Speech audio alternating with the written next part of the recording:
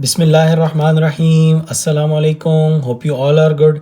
हम पढ़ रहे थे फिज़िक्स का चैप्टर डायनामिक्स और डायनामिक्स में डायनामिक्स वन।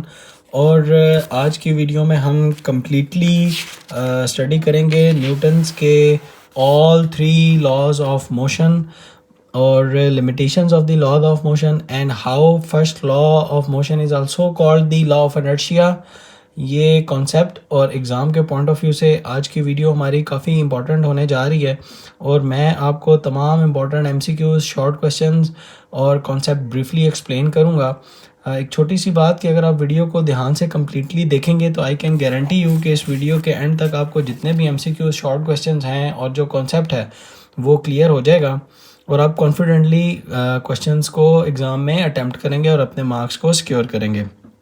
चलिए स्टार्ट करते हैं। हम सबसे पहले लॉ ऑफ मोशन ये हमें सर आइजैक न्यूटन ने दिए थे इन 1686 के अंदर। और ये तीनों लॉज जो हैं इन्होंने अपनी एक बुक जिसका इंग्लिश में नाम बनता है प्रिंसिपल ऑफ नेचुरल मैथमेटिक्स, इसके अंदर ये तीनों लॉज इन्होंने हमें दिए थे। जबकि जो इनकी ओरिजिनल बुक का नाम था वो ये पिक्चर के अंदर ये मेंशन भी है हमारे पास।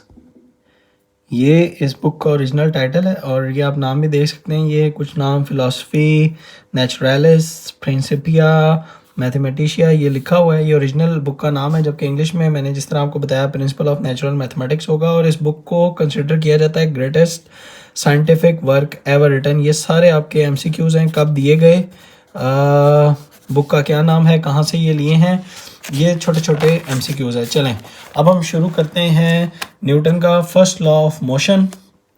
अच्छा, फर्स्ट लॉ और थर्ड लॉ जो उनसे ये दोनों थ्योरेटिकल फॉर्म है, जबकि जो सेकंड लॉ ऑफ मोशन है उसमें छोटा सा प्रूफ भी है और उसका एक इक्वेशनिक फॉर्म भी है।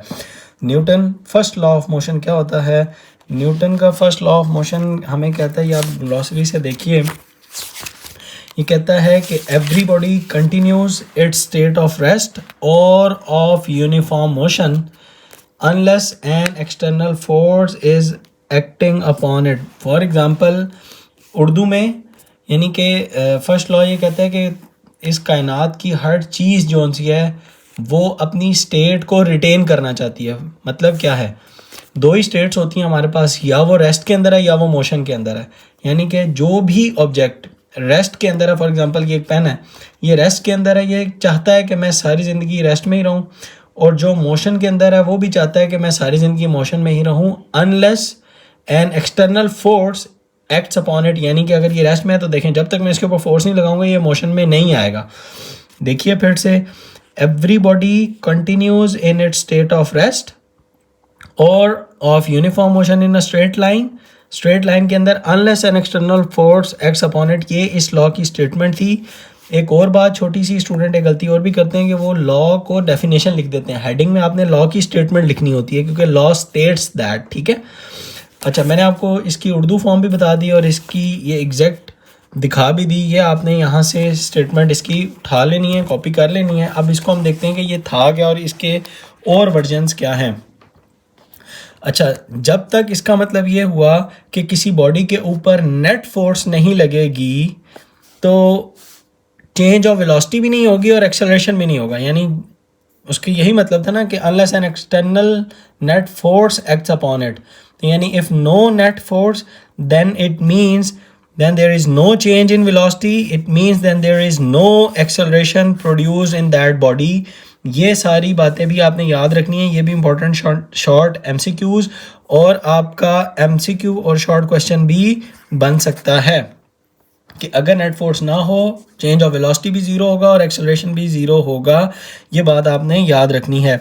फॉर एग्जांपल उसने फिर कुछ पिक्चर्स के साथ ये थोड़ा सा एक्सप्लेन किया हुआ है। An object at rest will remain at rest unless acted by an unbalanced force. तो ये रेस्ट पे रहेगी जब तक आप इसको कोई किक ना करें। फॉर एग्जांपल ये था, मैं इसको जब तक फोर्स लगा के इसको मूव ना करूं। इसी तरह the object will continue to move at a constant speed and direction. एक ऑब्जेक्ट हमेशा कंटिन्यू रखेगा अपनी कांस्टेंट स्पीड और डायरेक्शन को अनलेस एक अपोजिट फोर्स उसको ना रोके या अनबैलेंस फोर्स उसके ऊपर ना लगे। फॉर एग्जांपल अगर ये मूव कर रही हो तो मैं इसको सामने से फोर्स लगा के इसको ना रोकूं। वैसे एक छोटा सा आपके माइंड में यहाँ पे ना एक सवाल भी आता होगा कि रेस्ट वाली चीज़ तो सारी ज़िंदगी रेस्ट में रहेगी, ये कहेगी कि मैं रेस्ट में ही रहूँ, लेकिन जो बॉडी मूवमेंट में है वो तो रुक जाती है जब तक बगैर उसको कोई फोर्स रोके भी रुक जाती है। फॉर एग्जांपल ये देखें ना, ये मेरे पास इसका मैंने ये कैप उतारी है, मैं इसको ये फोर्स लगा देता हूँ, ये रुक गई है, ये देखें, हालांकि मोशन में थी, ये खुद क्यों रुकी है, इसके ऊपर तो कोई फोर्स नहीं थी। यहाँ पे आती हैं ये 3 फोर्सेस, मैं आपको ये लिखवा देता हूँ। ये एग्ज़ाम में ये सवाल भी आपसे पूछ सकता है कि कैसे वो 3 फोर्सेस जो सी हैं वो किसी एक बॉडी को जो चल रही है वो रोक रही होती हैं, और वो कौन सी 3 फोर्सेस हैं। सबसे पहली फोर्स ये है एयर रेजिस्टेंस, ठीक है, friction, and number 3 is gravity. ये 3 फोर्सेस अगर आप किसी बॉडी के ऊपर से हटा देना, यानी अगर ये बॉडी इसके ऊपर मैंने ये मूव किया था ना, ये रुकती ना, अगर ये 3 फोर्सेस आप निकाल देते, इसको एयर भी जितनी भी फोर्स लग रही थी, एयर रेजिस्टेंस ऑपोजिट वो रोक रही थी, फ्रिक्शन इस बॉडी और इस पेज के दरमियान फ्रिक्शन ने भी इसको रोका, और ग्रेविटी जो इसको नीचे पुल कर रही थी वो भी इसको रोकने में हेल्प आउट कर रही थी। अगर ये 3 फोर्सेस आप हटा दें तो जो ऑब्जेक्ट मोशन में होगा वो सारी ज़िंदगी मोशन में ही रहेगा। ये न्यूटन का लॉ ऑब्वियसली वैलिडेट करता है, लेकिन ये क्वेश्चन आ सकता था इसलिए मैंने आपको ये बात भी एक्सप्लेन कर दी। अच्छा, इसके बाद आ जाता है हमारे पास लॉ ऑफ इनर्शिया। नाउ यहाँ पे एक सबसे इम्पोर्टेंट क्वेश्चन जो हर साल एग्ज़ाम में आता है वो आता है question, why first law of motion is called the law of inertia. ये अपने पास लिख भी लीजिए, मैं आपको इसका आंसर भी बता देता हूँ एग्जैक्टली जो आपने एग्ज़ाम में लिखना होगा, और उसको एक्सप्लेन भी कर देता हूँ और इनर्शिया भी आपको एक्सप्लेन कर देता हूँ। सबसे पहले क्वेश्चन नोट कीजिए, why first law of motion is called the law of inertia. ये क्वेश्चन अब आपके माइंड में होगा। अब इसका आंसर मैं आपको सबसे पहले ही डिक्टेट कर देता हूँ, आप लिख लीजिए। Newton's first law of motion is called the law of inertia because it explains that a body does not change its state of rest or uniform motion by itself. A change occurs only when an external force acts on it. एक दफ़ा फिर बोल देता हूँ, Newton's first law of motion is also called the law of inertia because it explains that a body does not change its state of rest or uniform motion by itself. A change occurs only when an external force acts on it. अच्छा, अब हम समझते हैं, ये तो अब आपके question और आंसर एग्जाम में मार्क्स हो गए। अच्छा, अब हम समझते हैं इनर्शिया होता है कि इनर्शिया सिंपल आप याद रखिए, इनर्शिया के लिए जब भी आप नाम पढ़ें तो इनर्शिया का ज़हन में रखिएगा कि इनर्शिया हमेशा होता है रेजिस्टेंस, ठीक है, रेजिस्टेंस टू चेंज, ठीक है, ठीक है, ये इनर्शिया है, INERTIA, थोड़े स्पेलिंग आगे पीछे हो गए, ओके। इनर्शिया क्या होता है हमारे पास, रेजिस्टेंस टू चेंज, किस चीज़ की चेंज को ये रेजिस्ट करेगा, चेंज ऑफ स्टेट को, और स्टेट्स हमारे पास 2 ही होती हैं, रेस्ट या मोशन को, यानी इनर्शिया भी रेजिस्ट कर रहा होता है टू चेंज ऑफ स्टेट। और फर्स्ट लॉ ऑफ मोशन भी यही कह रहा था जो हमने पढ़ा कि everybody wants to continue its state, और ये भी कह रहा है ये रेजिस्टेंस टू चेंज है। और ये याद रखिए, if a body have more mass then its inertia will be more, यानी इनर्शिया डिपेंड करता है मास के ऊपर, मास ऑफ अ क्वांटिटी के ऊपर। और ये बात लिखी हुई है, mass is a quantity that is dependent on inertia, the greater the mass of object the greater it's inertia, and vice versa. Vice versa से मुराद के मास कम होगा तो फिर इनर्शिया भी कम होगा हमारे पास। होप कि आपको ये समझ आ गया होगा। एक लाइन और छोटी सी भी बता देता हूँ इन दोनों की आखिर के अंदर के law of mass, first law of motion और लॉ ऑफ इनर्शिया कैसे एक ही हैं।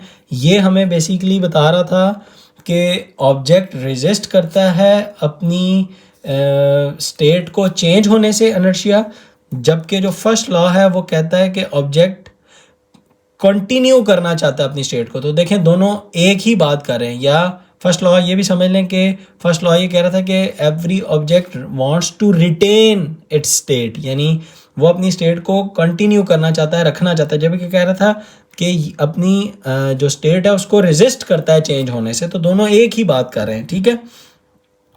अच्छा, अब इसने कुछ एग्जांपल्स दी हुई हैं हमारे पास। उसमें इसने एक पिक्टोरियल डायग्राम भी दी हुई है कि जिसके अंदर एक पैसेंजर है, वो बस के अंदर आइसल जो दरम्यान में जगह होती है उसको आइसल कहते हैं, उसके अंदर खड़े हुए हैं और इन्होंने वो जो पोल है उसको पकड़ा हुआ है। अब कहते हैं कि जब आपकी जो बस है वो स्पीड अप करेगी तो जो ये पैसेंजर थे इनकी बॉडी देखें पीछे लीन कर रही है, ये देखें हेड पीछे की तरफ है। जबकि जब गाड़ी स्लो डाउन होगी तो इनकी जो बॉडी है ये आगे की तरफ लीन करेगी। ये क्यों करेगी? ये शॉर्ट क्वेश्चन भी एग्जाम में आ सकते हैं इसका। चलो मैं आपको एक्सप्लेन कर देता हूँ। देखें, जब एक गाड़ी या ये बस जब ट्रैवल कर रही थी तो एक ख़ास स्पीड के साथ ट्रैवल कर रही थी। हम केस ले लेते हैं कि पहले से ही ऑलरेडी ट्रैवल कर रही थी एक स्पीड के साथ। तो जब बस ट्रैवल कर रही थी एक स्पीड के साथ तो ये जो पैसेंजर खड़े हुए हैं ये भी उसी स्पीड के साथ ट्रैवल कर रहे थे। अब सडनली जो ड्राइवर थे उन्होंने एक्सेलरेट किया, यानी बस की जो स्पीड है वो तेज़ की, तो जो उनकी बॉडी का निचला पार्ट था वो चूँकि कांटेक्ट में था बस के साथ तो वो तो उसी स्पीड से आगे चला गया, लेकिन बिकॉज ऑफ द इनर्शिया उनकी जो बॉडी थी वो पिछली जो स्पीड थी उसके साथ वो मूव कर रही थी। जब उन्होंने और तेज़ी से गाड़ी को स्पीड अप किया तो उनकी बॉडी इसी वजह से पीछे रह गई, तो यानी उसको मैच नहीं कर पाई, इसलिए वो हल्की सी ऐसे पीछे की तरफ लीन करेगी। या आपने भी लाइफ में एक्सपीरियंस किया होगा कि आपकी बॉडी पीछे की तरफ लीन करती है। इसी तरह इसका उलट कि जब आपकी बॉडी एक ख़ास स्पीड से मूव कर रही थी और ड्राइवर ने सडनली ब्रेक अप्लाई कर दी तो आपका जो ये जो पाँव थे या ये इस पैसेंजर के जो पाँव थे ये कांटेक्ट में थे इस बस के साथ, तो वो तो रुक गए, लेकिन अपर बॉडी जो है वो बेसिकली वो मोशन में थी, इसलिए वो बॉडी आगे की तरफ लीन करेगी। इसीलिए बस के अंदर जो है वो पोल्स लगाए जाते हैं ताकि आप अगर कोई पैसेंजर खड़ा हुआ है तो वो पकड़ के खड़ा हो, ताकि उनका कांटेक्ट अपर और लोअर बॉडी का वो इन कांटेक्ट हो विद द बस, और बॉडी जो है वो पैसेंजर जो है वो आगे की तरफ या पीछे की तरफ ना गिरें और वो एक्सीडेंट उनका गाड़ी के अंदर ही ना हो, उनको कोई चोट वगैरह ना आए। इसी तरह एक एक्सपेरिमेंट और भी है, ये भी एग्ज़ाम में क्वेश्चन आता है कि ये क्यों जब आप सडनली ये कार्डबोर्ड को पीछे की तरफ खींचते हैं तो ये जो कॉइन है ये सीधा अंदर क्यों गिर जाता है, ये भी एक सवाल आता है। इसके लिए मैंने भी एक छोटा सा यहाँ पे बनाया हुआ था। यस, ये है, तो ये मैं आपको करके दिखाता हूँ। ये देखें, ये फर्ज करेंगे मेरे पास है, अगर मैं इसको आराम से मूव करता हूँ ना, ये देखें तो ये पीछे की तरफ आ जाएगा, ये देखें। लेकिन अगर मैं इसको सडनली खींचता हूँ तो ये इधर ही रहेगा और इसके नीचे से पेज निकल जाएगा, ये देखें। फिर से देखिए, ये तो अब जब मैंने सडनली इसकी जो स्टेट थी, यानी ये रेस्ट में था, इसको मैंने सडनली इसकी स्टेट को चेंज अप्लाई किया तो इसने रेजिस्ट किया इस बॉडी ने कि मैंने चेंज नहीं होना, मैंने अपनी स्टेट को चेंज नहीं करना, इसलिए ये वहीं रुका रहा और नीचे से पेज जोन सा वो निकल गया। सेम यही एग्जांपल थी इसके अंदर। इसी वजह से जो कॉइन है हमारा, उसने अपनी स्टेट को रिटेन किया था बिकॉज ऑफ द इनर्शिया। इस वजह से जब कार्डबोर्ड निकल गया तो वो सीधा ग्लास के अंदर जाके गिरेगा। थर्ड केस भी इसी तरह ही है कि ये एक बस इन्होंने ऊपर वाली साइड से ना बस दिखाई हुई है, यानी ये अगर ये बस हो तो इसको अगर आप ऊपर से ऐसे देखें तो ये बस है, ऊपर वाली इसका अपर व्यू दिखाया हुआ ऊपर से। अच्छा, अब ये इन्होंने 3 केस लिए हैं कि स्टार्ट्स मूविंग और स्पीड अप, जब आप जो बस है वो आगे की तरफ तेज़ी से मूव करे या एक्सेलरेशन आगे की तरफ करे, या डायरेक्शन ऑफ मोशन भी बता दी, यानी बस इस तरफ जा रही है, और जब आप सडनली आगे की तरफ मूव करेंगे तो आपकी बॉडी जो है वो पीछे की तरफ लीन करेगी। इसका आंसर मैं भी आपको दे चुका हूँ। एक और केस है कि जब आपकी बॉडी स्लो डाउन हो, डायरेक्शन ऑफ मोशन ये यानी फोर्स अपोजिट लगे, तो यानी स्लो डाउन तभी होती है जब अपोजिट फोर्स लगती है ना, तो और एक्सेलरेशन भी उसी डायरेक्शन में फिर होगी। तो इस केस के अंदर आपकी बॉडी जो है वो आगे की तरफ जाएगी, ये मतलब ये है कि आपकी बॉडी आगे की तरफ लीन कर रही है, ठीक है। अच्छा, उसके बाद क्या था, अब ये जो डॉट और ये ब्लैक, इसका मतलब ये है कि ये आपकी ओरिजिनल पोजीशन है, ये आपकी ओरिजिनल पोजीशन है और ये आप आगे की तरफ लीन कर रहे हैं, ठीक है। इसमें आपकी ये ओरिजिनल पोजीशन थी, आप पीछे की तरफ लीन कर रहे थे। अच्छा, इसी तरह जब बस स्ट्रेट जा रही थी और ड्राइवर ने जो है वो लेफ़्ट टर्न ले लिया, तो अब आपकी बॉडी जो है वो चूँकि इनर्शिया की वजह से उसके पाँव जो हैं वो तो इन कांटेक्ट में थे, तो आपकी बॉडी लेफ़्ट टर्न जब ले रही होगी बस, तो आप राइट की तरफ लीन करेंगे, ये बताया हुआ, ये देखें। इसी तरह जब अगर यहाँ से गाड़ी ऐसे आ रही है, जो बस ऐसे आ रही है और राइट टर्न लेती है, तो आपकी बॉडी बिल्कुल उसी तरह इनर्शिया की वजह से लेफ़्ट की तरफ लीन करेगी, ठीक है। और ये आपने लाइफ में एक्सपीरियंस किया भी होगा। ये कुछ शॉर्ट क्वेश्चन थे। ये यहाँ पे हमारा बेसिकली न्यूटन का फर्स्ट लॉ ऑफ मोशन, जो कि जस्ट एक थ्योरेटिकल फॉर्म थी वो, और उससे रिलेटेड तमाम क्वेश्चंस कंप्लीट हो चुके। होप कि आपको समझ आ गए होंगे। नेक्स्ट है मेरे पास न्यूटन का सेकंड लॉ ऑफ मोशन। अच्छा, न्यूटन का जो सेकंड लॉ ऑफ मोशन है उसकी ऑब्वियसली स्टेटमेंट भी है और उसका प्रूफ भी है, तो हम साथ साथ इसकी स्टेटमेंट और प्रूफ दोनों करते हैं और देखते हैं कि ये क्या है। अच्छा, सेकंड लॉ ऑफ मोशन। अच्छा, सेकंड लॉ ऑफ मोशन ये कहता है कि एक्सेलरेशन जो है वो इज़ डायरेक्टली प्रोपोर्शनल टू है जी मास के, and acceleration is inversely proportional to acceleration is directly proportional to force, and acceleration is inversely proportional to the mass of the body. और जब आप हम दोनों को कंबाइन करते हैं तो F/m हो जाता है मेरे पास, और जब प्रोपोर्शनैलिटी का साइन हटता है तो is equal to K constant F/m। यहाँ पे हम K की वैल्यू जो है, ये इस बुक में नहीं है लेकिन ये याद रखिएगा, K की वैल्यू 1 ले लेते हैं। वो आपके स्कोप से बाहर है वो कैसे होती है, लेकिन K की वैल्यू 1 होती है। तो इस वजह से हमारे पास A is equal to K की जगह 1, तो ये F/m हो जाता है। और यहाँ से हमारे पास F is equal to ma, second law of motion की हमें स्टेटमेंट मिल जाती है। ठीक है, और एक और बात कि यहीं से हमारी जो उसके ना वो डेफिनेशन भी और स्टेटमेंट भी बनती है कि acceleration is directly proportional to force act on a body and inversely proportional to its mass. यानी कि जितनी ज़्यादा फोर्स होगी उतनी ज़्यादा एक्सेलरेशन होगी और उसी डायरेक्शन में होगी, और जितना मास ज़्यादा होगा उतनी कम एक्सेलरेशन होगी, एंड वाइस वर्सा। अब देखते हैं इसकी स्टेटमेंट क्या थी जी। The acceleration of an object as produced by an net force is directly proportional to the magnitude of the net force. ठीक है, and in the same direction as the net force is, यानी उसी direction में, जिस direction में net force apply होगी उसी direction में बॉडी भी एक्सेलरेट करेगी। और सेकंड क्या था, and inversely proportional to the mass of the object, और मास के साथ उसका इन्वर्स रिलेशन होगा। ये हम दोनों ऑलरेडी कर भी चुके हैं और ये इसका छोटा सा प्रूफ था। ये भी बुक में नहीं है, लेकिन अगर आ जाए तो आपने इसको इस तरह से प्रूफ करना है। अच्छा, उसके बाद जो एक छोटा सा ये टेस्ट केस और इससे रिलेटेड क्वेश्चन भी है, हम ये भी अभी करते हैं। और चूँकि फोर्स का अब हमें ये यूनिट भी देखना है जो कि न्यूटन होता है, और देखते हैं कि वो किस तरह, और 1 न्यूटन फिर क्या होता है। फोर्स का यूनिट जो है हमारे पास न्यूटन होता है, ये याद रखें।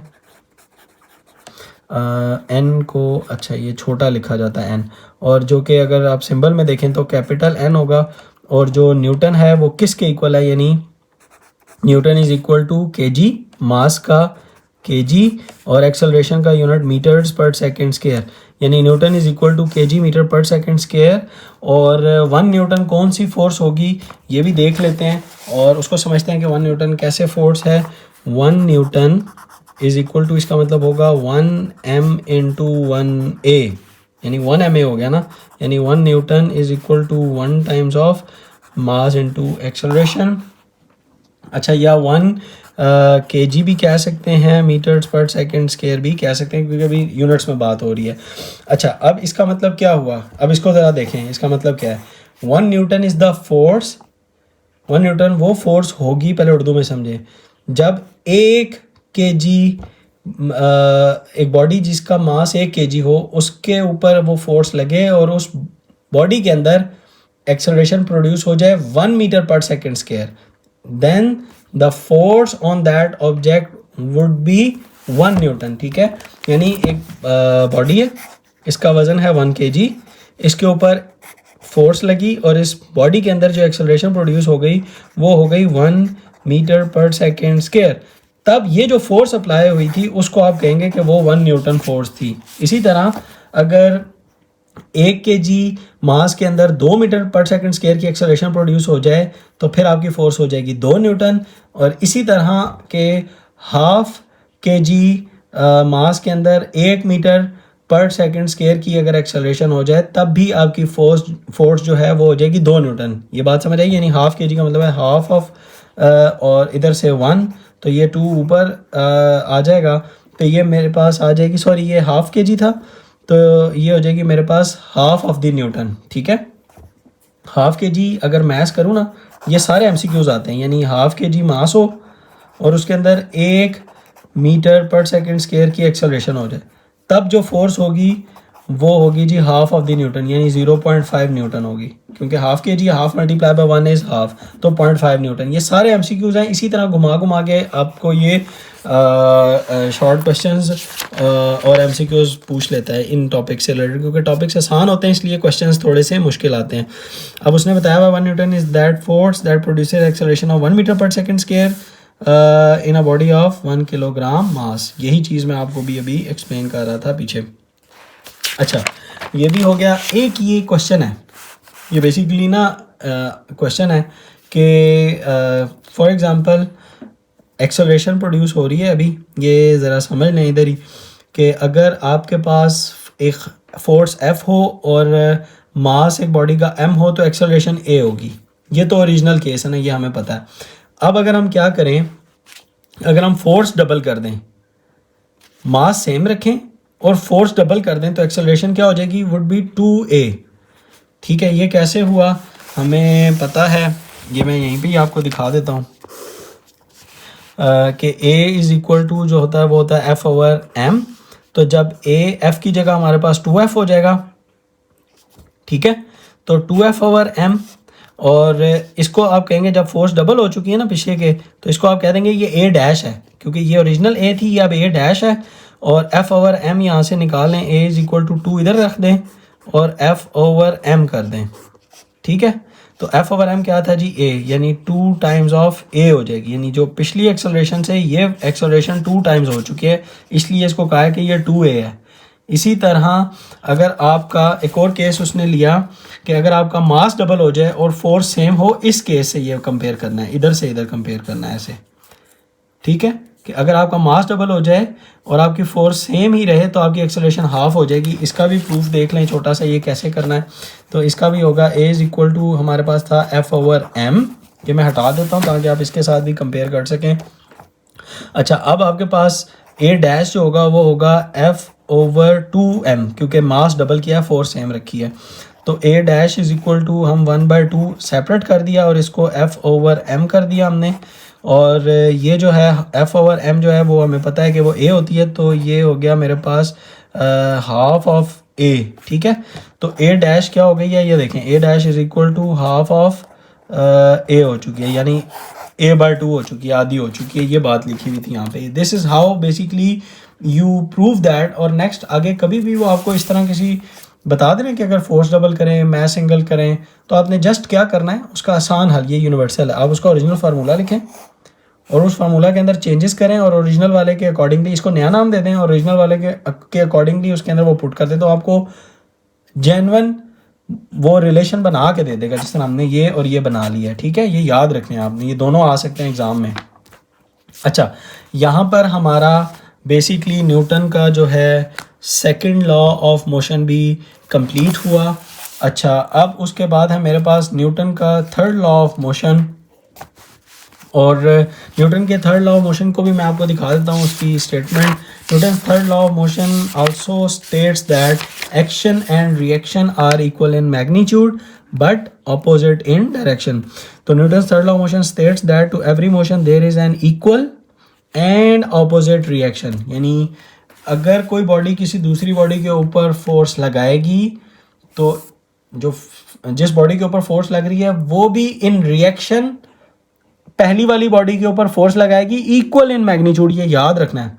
फॉर एग्जांपल आप एक बॉल को पकड़ते हैं, दीवार पे मारते हैं, तो जितनी फोर्स बॉल जो है वो दीवार के ऊपर लगाती है, बिल्कुल उतनी ही फोर्स दीवार जो है वो वापस बॉल के ऊपर लगाती है, ये याद रखें, बट ऑपोजिट डायरेक्शन में लगाती है। मैग्नीट्यूड यानी उन दोनों फोर्सेस का, दो फोर्सेस होंगी, उन दोनों का मैग्नीट्यूड याद रखें सेम होगा, बट डायरेक्शन जो उनकी है ना वो ऑपोजिट होगी, बिल्कुल ऑपोजिट डायरेक्शन होगी, 180 डिग्री ऑपोजिट होगी। और एक और बात आपने याद रखनी है, बहुत इंपॉर्टेंट, ये भी आप लिख लीजिए कि दे do not act on the same bodies but act on the two different bodies, यानी ये जो दो फोर्सेस होंगी ये कभी भी एक बॉडी पे नहीं लगेंगी बल्कि एक्ट कर रही होंगी ऑन टू डिफरेंट बॉडीज़। यानी ऑब्वियसली अगर ये बॉल ए है मेरे पास और ये मेरे पास वॉल थी इस तरह, ये बॉल जाके इसको टकराई, इसने अब जो है ये वॉल है एफ ऑफ डब्ल्यू मैं इसको कह देता हूँ।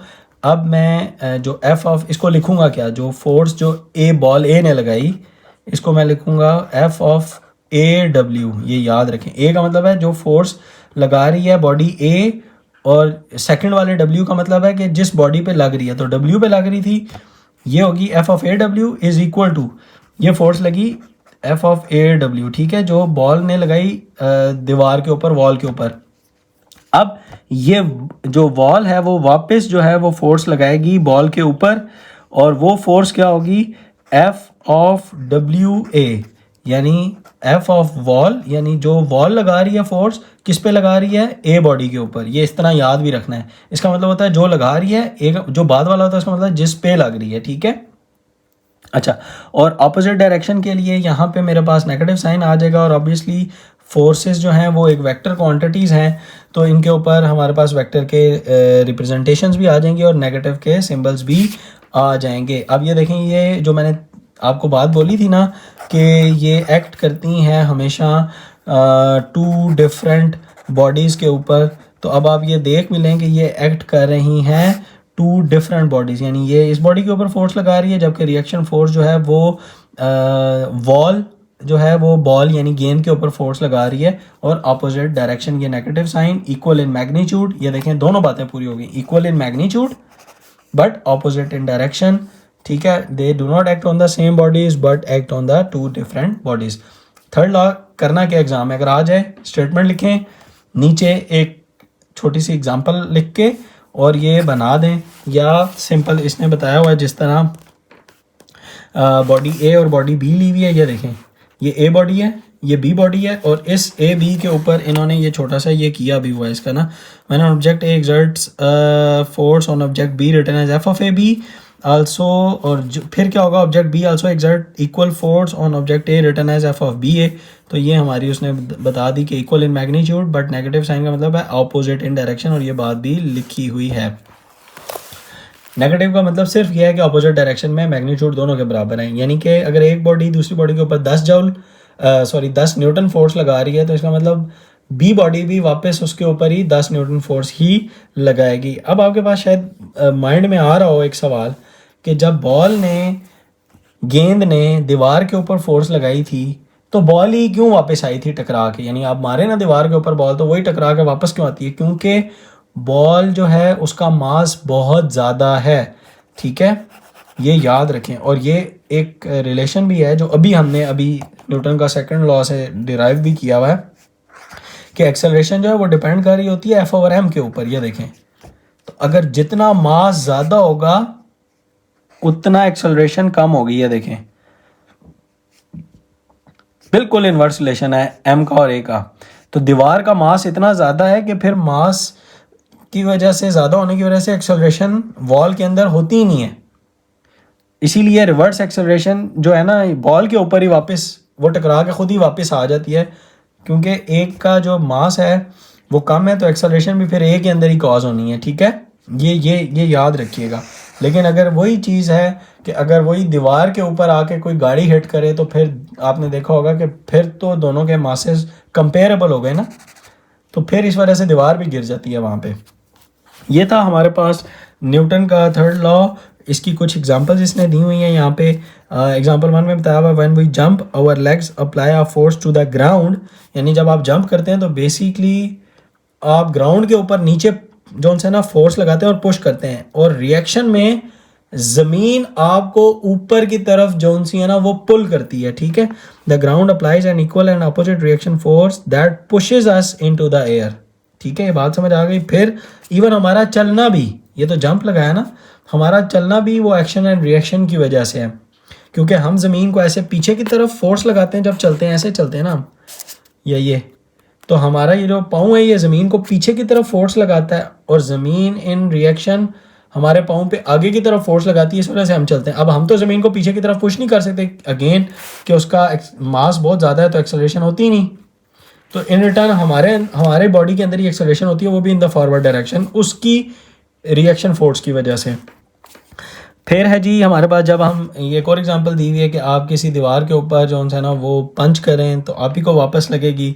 तीसरा था जी एग्जॉस्ट, ये सबसे इंपॉर्टेंट है कि exhaust from the rocket creates a downward force which creates an equal and opposite thrust in the upward direction के जो रॉकेट हवा में ऊपर की तरफ जाते हैं, ये क्यों चले जाते हैं? ये भी एक्शन न्यूटन के थर्ड लॉ की वजह से, यानी एक्शन एंड रिएक्शन की वजह से ही जाते हैं, क्योंकि हाईली स्पीड एग्जॉस्ट जो है वो निकल रही होती हैं रॉकेट से इन द डाउनवर्ड डायरेक्शन, और यही एग्जॉस्ट यानी ये जो गैसेस होती हैं रिएक्शन फोर्स देती हैं रॉकेट को अपवर्ड डायरेक्शन, अपोजिट डायरेक्शन यानी ऊपर की तरफ।